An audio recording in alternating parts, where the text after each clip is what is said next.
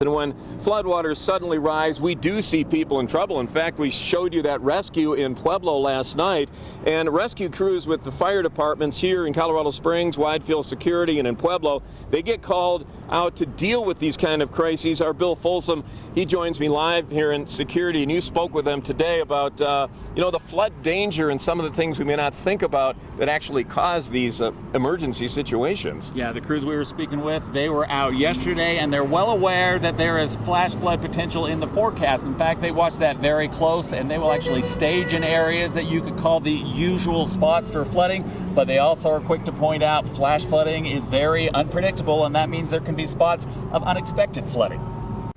Cottonwood Creek in Colorado Springs running at flood level. You don't want to go in there. I mean, when that water's moving, especially through town, you don't want to be in it. There's too many things that are going to hang you up. Captain Bill Hull with Colorado Springs Fire does training for heavy rescue teams. This day, it's mutual aid with other fire departments. A couple months back, it was swiftwater training to prepare for the current flash flood season. We train our guys to stay out of the water.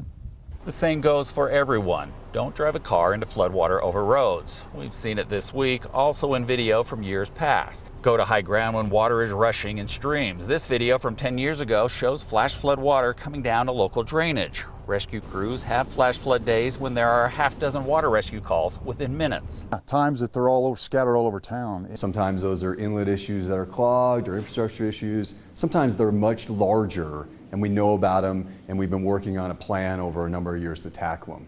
City stormwater managers track where flooding issues happen, and so they can be addressed. Sometimes, no matter how good the drainage, some flash floods are still too much.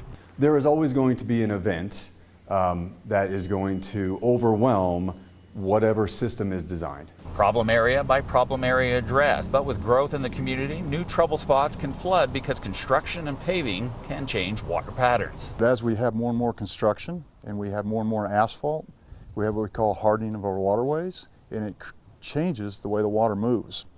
So the typical spots might not be typical anymore. And for some perspective, we looked at what's going on in the Arkansas River today. It is running at about 560 cubic square feet per second. That is considered a moderate, very good for some thrilling rafting. Captain Hull told us today that there are times in Fountain Creek and through the middle of town here that they've had flows going at 25,000 square feet per second.